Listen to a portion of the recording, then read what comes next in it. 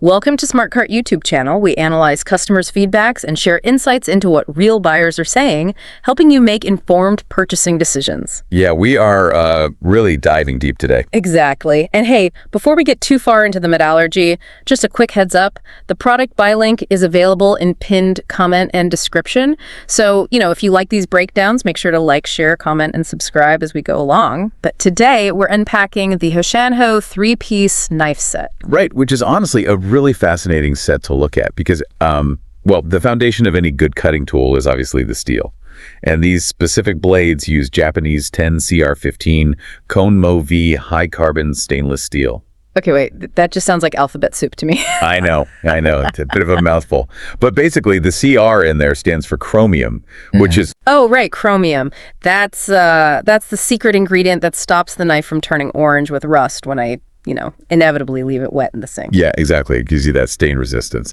But the really interesting part is the high carbon aspect. Yeah, because if it's high carbon, doesn't that usually mean it requires intense maintenance? Like, aren't vintage high carbon blades notorious divas in the kitchen? They absolutely can be. But that's the tightrope this specific alloy walks so well. The high carbon gives you extreme hardness. It hits a 60 HRC on the Rockwell scale. 60? Wait, what's a standard grocery store knife at? Usually around like 52 to 54. So jumping to 60 means the edge stays razor sharp for months instead of just days. Oh, wow. So you get that crazy hard steel, but the chromium acts as a shield against the rust. Precisely. You get the cutting power of a pro blade without the constant panic over rusting. That's huge for home cooks. But, pouring good metal into a mold doesn't automatically make a great knife. I'm looking at my notes here, and it says these go through over 40 different manufacturing processes. Oh, yeah, 40. It's intense. They use high-temperature vacuum treatments, followed immediately by low-temperature, cold nitrogen treatments. Wait, so it's going from blazing heat straight into freezing nitrogen? That sounds like a contrast therapy spa for swords or something. That's actually a pretty great way to put it. Yeah. Yeah, that extreme temperature shock violently aligns the molecules in the steel. So it's essentially locking in a super rigid structure. Exactly. And because of that extreme structural integrity, the craftsman can actually hand polish the blade to a terrifyingly sharp 15-degree angle on each side. 15 degrees. Standard kitchen knives are usually ground to maybe 20 or 25 degrees? Yeah, around there. And a wider angle means a lot more friction. You literally have to physically press down to force the blade through the skin of your ingredients. Like that tomato from earlier. Right. But a 15-degree edge, tempered by that cryogenic freezing, it just glides with almost zero resistance. That sounds incredible. And I see they pair it with an ergonomic Paco wood handle, right? They do. It's an engineered wood resin composite. It won't warp or crack under pressure, which gives you perfect control over that ultra-sharp edge. Although, I should probably warn everyone right now, despite the tough Paco wood, these are explicitly not dishwasher safe. Like, the harsh detergents and prolonged heat in a dishwasher will absolutely destroy that fine 15-degree edge. Oh, 100%. Hand wash only. Always.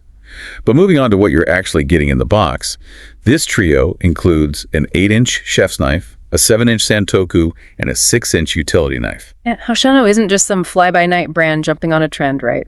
My notes say they were founded way back in 1992. Yeah, 1992. The founder traveled extensively to fuse Eastern blade geometry with Western durability. And then they expanded into Europe around 2000 and North America in 2020, so that's 3 decades of refinement.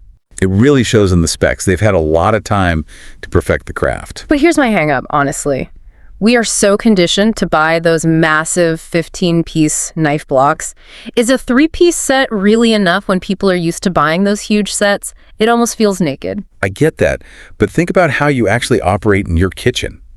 The chef's knife is your main workhorse for heavy chopping. Right, I use that for almost everything. And then the Santoku's flatter blade is perfect for precise, rapid slicing and dicing. And finally, the utility knife handles all the nimble off-board work. So everything else in that giant wooden block on the counter is mostly just taking up space and gathering dust. Pretty much, yeah. You really only need those 3 core tools. That's a fascinating way to look at it. So for everyone listening, I want you to consider how relying on just 3 masterfully crafted tools might completely streamline your cooking workflow. You're replacing a cluttered block of dull blades with precision instruments that actually make the prep work fun. Quality over quantity, absolutely. Exactly. Well, you've been listening to SmartCart YouTube channel, where we help you make informed decisions.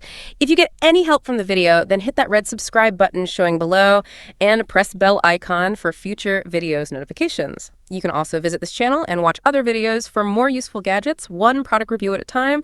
We'll catch you next time.